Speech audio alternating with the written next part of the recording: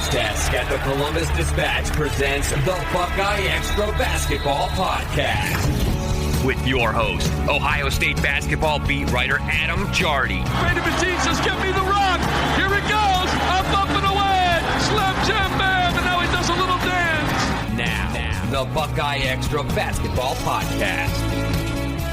Hello, everyone. This is Adam Jardy from the Columbus Dispatch. Today is Friday, February 20th, 2026. It's my official duty to welcome you into episode 534 of the BuckeyeXtra Men's Basketball Podcast.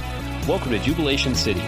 Welcome to, summer, spring. We're here in Columbus. I'm here in the Jardy house looking out my backyard. And, 5 days ago, covered in snow. Last night, thunderstorm. This is weird. I don't remember there thunderstorms in February being a thing when I was a kid, but here we are. It's, 55 degrees outside, crazy windy. And all these things clearly indicate that it is bubble season and we are in the absolute stretch run of college basketball. And it all makes sense. It all makes sense that the weather is what it is right now.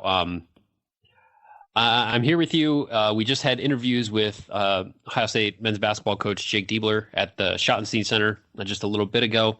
Have one or two things to break down from that. And as promised, wanted to get another episode out to you before Ohio State goes to Michigan State this weekend. So the Buckeyes will play the Spartans at 1 o'clock on Sunday. That'll be a CBS game. It'll be certainly a massive game for Ohio State's NCAA tournament hopes. We'll talk about that here in a moment. And I wanted to get something else out to you in between the win against Wisconsin on Tuesday night. It was Tuesday, right? Yeah. Against the win against Wisconsin on Tuesday night, and then here this game against Michigan State, where the Buckeyes, for the first time in a while, get a little bit of a break in their schedule, having played 5 games in 13 days, and some of that necessitated by scheduling the non-conference game in the middle of the conference slate. This was part of the fallout of that, is fitting that game in there, compressed everything for a little while. And so Ohio State now on the other side of that and had a chance to take a day off and then start prep for the Spartans. I got a couple of things that are interesting to me as I look ahead to this matchup. So I'm going to keep this one relatively short, probably not as long as a normal post-game podcast, but we do have a few things to go over here. And let's just, before I get into the usual stuff, the big thing that came out of today was that this doesn't mean he will play, but John Mobley Jr. has not been ruled out for this weekend's game yet. And heck, by the time you're hearing this, it's possible that has already internally been decided and he's already been ruled out. But when we asked Jake Diebler about him here it was about 1:30 in the afternoon, or excuse me, 12:30 in the afternoon, and Ohio State was going to start practice at about 1 o'clock. Diebler indicated that he didn't have an idea on his status beyond today. Here's the quote. He's touching a basketball with that hand. So that's a step in the right direction, but we still don't know an exact date or time frame yet. There's still some things he's got to do to continue to progress, and we're hoping that it happens really quickly. He's up moving. We put a ball in his hands. All that's real positive. As far as today or Sunday, I just don't know yet. That is a sign of progress, because it was pretty clear when Mobley was injured in the USC game that they said indefinite, but back by the end of the season. And it was clear he was not playing against Virginia. That was the day that the announcement was made about the injury and about him. He had to have a little surgery on his hand after injuring that pinky finger in the USC game. So he obviously did not play in the Virginia game. And then it was clear that he would not play in the Wisconsin game as well. Tayson Chapman obviously filled in for him in the starting lineup in both of those games. And it was interesting to me that it wasn't he is not playing on Sunday. They could have said that. That could be the situation, but that's not what they said. So there's at least a chance, cue Lloyd Christmas, cue all the Dumb and Dumber gifts. There's at least a chance as we sit here on Friday at 2 o'clock that John Mobley Jr. could be in uniform for the Buckeyes at Michigan State on Sunday.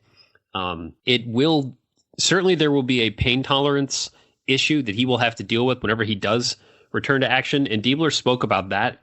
He said, the thing that I love about him is he wants to play. He's willing to play through whatever to be out there and help this team. He cares deeply about Ohio State and his team. That's why I'm so confident that the moment he's ready to play, he's going to be out there. This isn't a situation where this is going to linger any longer than it absolutely has to, and I appreciate that about him. We're not talking about a guy who's waiting for a certain percentage or level or feel before he's out there. He's just waiting to get the okay, and once he has that, he'll be out there, and it'll be great to have him back. Certainly, you would need to make sure from like a stability standpoint that the finger would be healthy enough for him to return to action. I mean, we saw him with the tape job around the pinky and the ring finger on his right shooting hand when he returned against USC. Did hit 2 threes with the tape job. But I would think that like the biggest thing that they will be concerned about is certainly potential for re-injury and then, like I said, the stability of it. Because what Diebler has made very clear is that like they're not worried. Like if it hurts, that's not really a factor here. It's like, could there be cause for more injury or concern for greater injury if you were to play through it? And obviously that's the thing that would shut him down. But they're not worried about like, hey, it might hurt and that might keep him out. He will play through pain. He's just getting the okay to play. So that's where things stand. I would wager that Friday's practice would be pretty significant. What he is or is not able to do, if they're testing him, like how he would come through Friday, I think will probably go a pretty long way for determining if he plays, and perhaps it's even as just like a supporting role as opposed to maybe full on. We'll see. But I thought this was interesting. I thought we would go into interviews today and get he's progressing. We don't know when he'll be back. But it won't be Sunday. Like I kind of thought we would come out of this like definitively he will not be playing on Sunday. And instead there's, again, so you're telling me there's a chance. I also asked about Brandon Knoll because Jake Diebler did say the other day that he's seeing some light at the end of the tunnel and making some progress in his return. There still remains hope that they will see him by the end of the regular season. And today Diebler said he is making progress. He said he's seen him walking around without a boot on. So that in itself is certainly progress from where he was a week or two ago, where he was on crutches and he was using the scooter thing. Now he's just walking in the boot. Actually, as we were talking to Diebler, Brandon Knoll walked in the Shaughnessy Center and down the hallway behind us, and he had that boot on his left foot. But it sounds like the hope for him to return by the end of the season remains. It's weird. I feel like we should only have like one more week in the season, and yet we basically have like 2.5 almost. It feels like February 20th should be like the last week of the season, and then we should be getting ready for like the Big Ten tournament. But that's not this year's schedule. And these last 5 games are all massive for Ohio State and its hopes of reaching the NCAA tournament.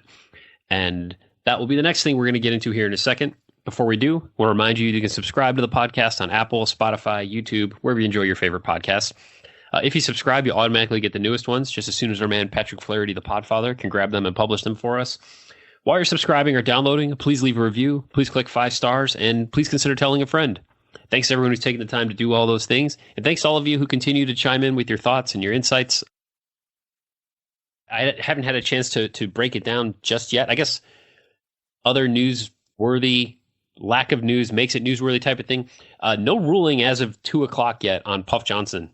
And as I mentioned on, I believe, the last podcast, they were in court last week on Wednesday. It was the day of the USC game. He spent several hours there in court. And by the time everything wrapped up, then the judge was taking time to weigh everything out and issue a final ruling on his situation. I was told from people I was told from the lawyers that the expectation was that would be this week. Until there is a final ruling, the temporary restraining order remains in effect, allowing him eligibility. There has not been a ruling yet as of 2 o'clock on Friday. And I don't know this to be definitive, but I would wager, again, and I'm not a betting guy. I've never bet on anything ever.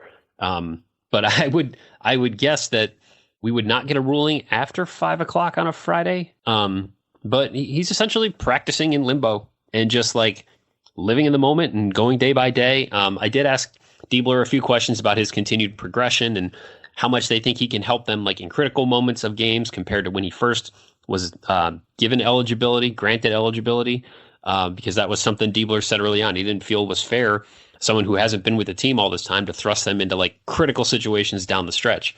We saw some funky lineups on the other night against Wisconsin, and I did ask Diebler a little bit about like the progression and like what they're comfortable with him doing. Because I have gotten a few questions from some of you about like why he's not doing this or can he do this.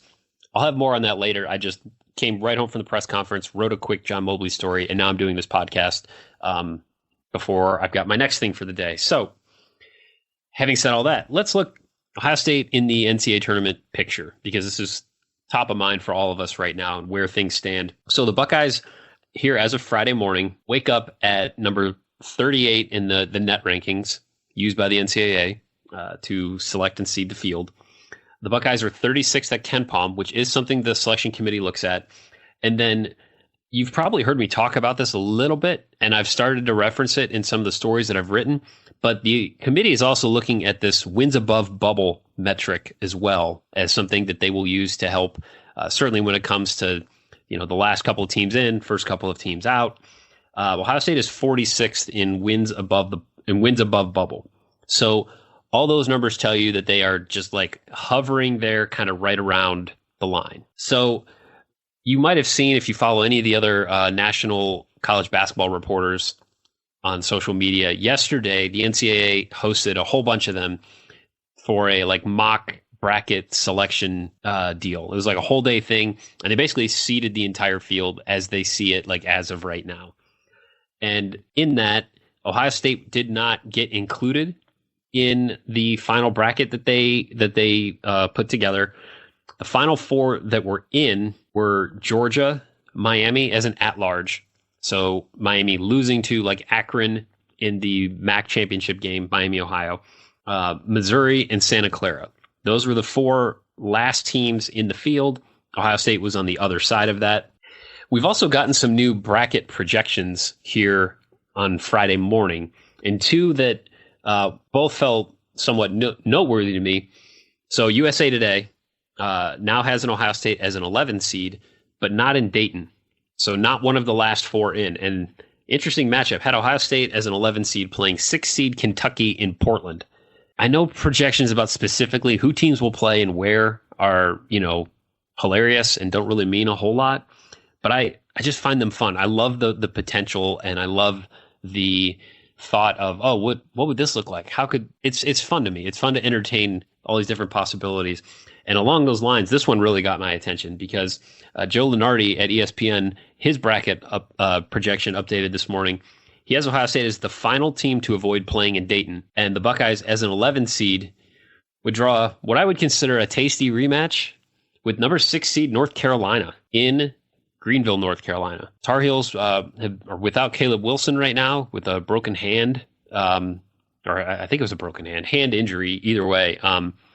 And boy, I mean, he is so good, and that will certainly have an impact on where the Tar Heels end up being seated and all of that. But boy, Ohio State, North Carolina rematch, sign me up. I would love to see that game. I would also love to see them play Kentucky. Like, let's go. Like, this is fun. I love this time of year. I love trying to think about who's going to play where and what this is going to look like. Now there's work to be done. And it's fun to talk about this stuff right now, but Ohio State's clearly not like firmly in the tournament right now. So ESPN does a bubble watch, and as of the morning after Wisconsin, so as of Wednesday morning, this is what it said about the Buckeyes.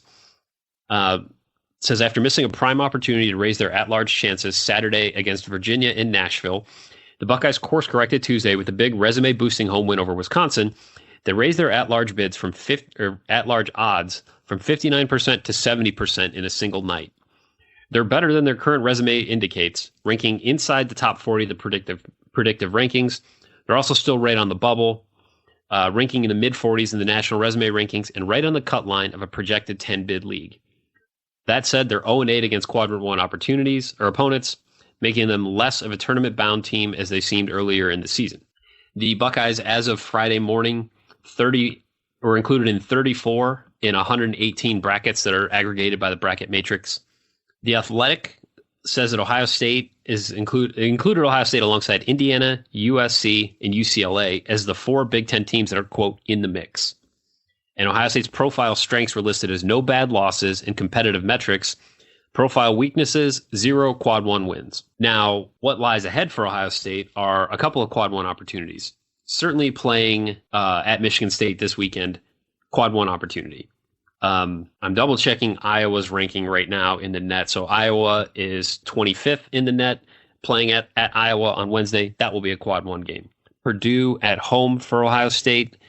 That will be a quad 1 game. And then Indiana at home. Well, Indiana's 32nd in the net. So that's a potential quad 1 game. Well, the Hoosiers and the Buckeyes and their, All right, so Indiana's just on the outside of a quad 1 opportunity for Ohio State. It's got to be top 30 at home. And so I was just double checking. And if you heard audio there, when I checked double checking that on the NCAA's website, an ad started playing. So I don't know if that came through or not. I apologize if it did. But not a whole lot separating like Indiana's NCAA tournament resume in the net and Ohio State's. Indiana's 32nd in the net, Ohio State 38th. Ohio State 0-8 in quad 1, Indiana 2-8. There's the difference. Also a few more quad 1 opportunities in Ohio State, but the Buckeyes potentially have 4 of their final 5 as quad 1 games.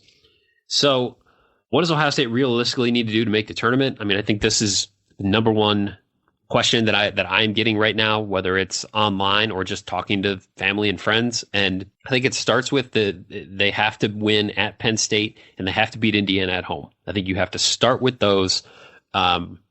Even if Indiana ends up not being a quad 1 opportunity, I don't think the Buckeyes can afford to lose either of those. But it also depends on what they're able to do in these next 3. Because all 3 of these are quad 1 games. All 3 of these are significant. And frankly, Ohio State is projected to lose all 3 of them at Ken Pom right now. So if you go to Ken Pom and you look at the schedule, Ohio State, not only are they projected to lose, but they don't have the projection or the percentage chance of victories are all low.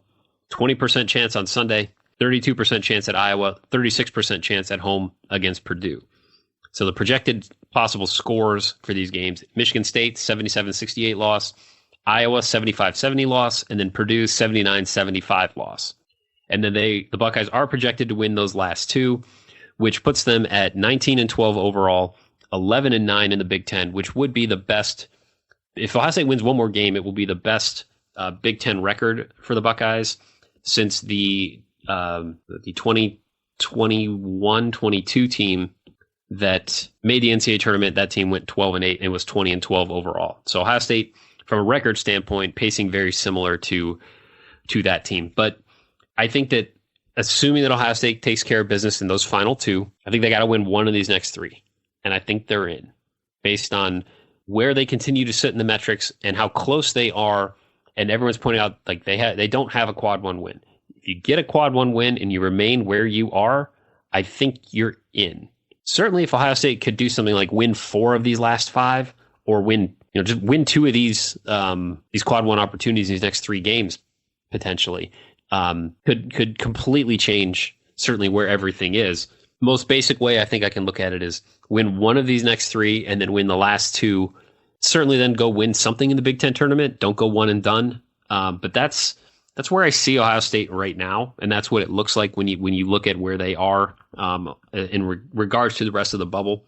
So let's take a quick look at Michigan State here before I wrap this one up. So the Spartans have 5 losses. They've lost to Duke, Michigan, Nebraska, Wisconsin, and Minnesota. Weird, but all right.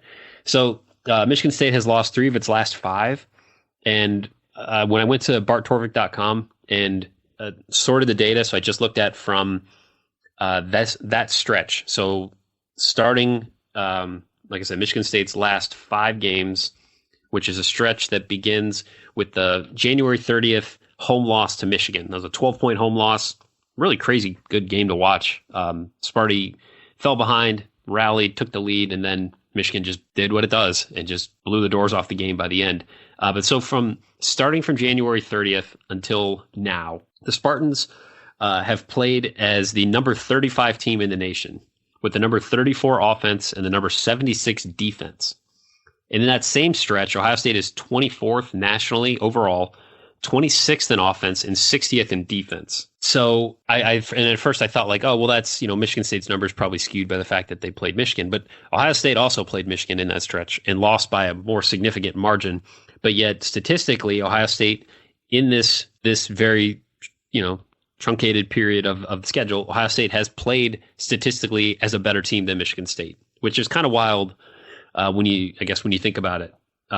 Given that, Michigan State's 15th in the country, clearly on the right, not even anywhere sniffing the bubble. And when you look at what makes this Michigan State team really talented, they have the second best defense in the Big Ten in league play, allowing 66.2 points per game. They also have the second best defensive field goal percentage. Teams only shoot 39.9% against these Spartans.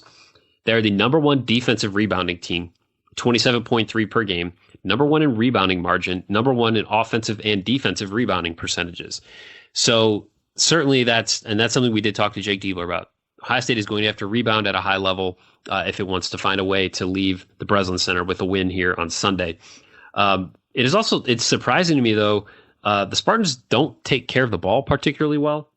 Second worst turnover margin in the Big Ten, which you just don't expect that from a Michigan State team. They also have the worst overall turnover rate in the league, but they are number one in free throw percentage. So it's two things that we did talk about with Jake Diebler was Ohio State needing to control the glass, or at least be competitive on the glass, and don't pick up cheap fouls. Don't send the Spartans to the line. If they go to the line, you know what's going to happen there. In Big Ten play, Ohio State as a team shooting 48% from the floor, and Michigan State shooting 47%. So they're third and fourth, respectively, in the Big Ten standings this year. And one thing, I don't know if this is possibly alarming, or Diebler talked today about Ohio State getting rebounding from a lot of different sources and not just being predicated on one person or even two people, that they have a lot of guys contributing. And this just jumped out to me, and I thought it was worth noting. But in Big Ten play, Ohio State's leading rebounder is Bruce Thornton. He's averaging 5.9 a game, which is significant. For his career, Bruce Thornton averages, was up to 5.3 a game. So maybe this is just not, well, as a freshman, 2.7 rebounds per game. Sophomore, 3.7. Junior, 3.4. This year, for the whole season, 5.3. So, I read that wrong. He averages 3.7 rebounds per game, not 5.7. I just struggle with reading comprehension. So I just find that interesting that, and Diebler talked about, he's talked a lot about Bruce's basketball IQ and the things that he does defensively and how well he sees the game, reads the game. He said, the number of times that, you think about Bruce being the first guy to, a rebound that takes a weird bounce or one that gets tipped around a little bit. He just said, that's another example of just how Bruce continues to impact the game in addition to the scoring and the assisting and all the things. So I'm excited to see this game on Sunday. I really am. I think it's going to be closer than maybe it might appear from the outside. Because like I said, when you look at, this is the, for Ohio State in these last 5 games, this is Ohio State's most lopsided projected game left. They're projected to lose by 9, so they'd be a 9-point underdog, and no other game left on Ohio State's schedule is projected to be decided by 9 points or more. This is still an Ohio State team looking for some kind of winning streak, and the Breslin Center isn't a great place to go try to get something like that done, but we have seen the Buckeyes win there recently. And hashtag Dale Bonner. What a game that was. So I'll have all kinds of coverage for you between now and the tip, and between now and the opening tip, and then throughout and afterward. I've got more stories to write, and I'll be there up at the Breslin Center, excited to see what we see on Sunday. So stay tuned and keep visiting dispatch.com for all that stuff. I'm going to wrap this one up now because I got some more stuff I got to attend to here this afternoon, but as always, you can send along your questions, your comments, your love notes, your hate mail, and otherwise constructive criticism to me at Adam Jardy on Twitter or ajardy@dispatch.com. Thank you for listening. Thanks to Patrick Flaherty for getting this out to you guys on a Friday. I'll be back with you probably Sunday evening, a 1 o'clock tip. I'm leaning toward maybe I'll record something. If I can find somewhere at the Breslin Center to record, knock something out before I hit the car and drive home. And I'll be listening to the new Mumford & Sons. It just came out today. Giving it a quick listen. Enjoying it so far. They're very folky these days. A little less banjo-y, a little more folky. But I'm digging it so far. Yeah, so that's going to wrap this one up until we speak again on Sunday. Be kind, take care, and we'll talk soon. Be sure and subscribe to the Buckeye Extra podcast in the iTunes Store, the Google Play Store, or on Stitcher.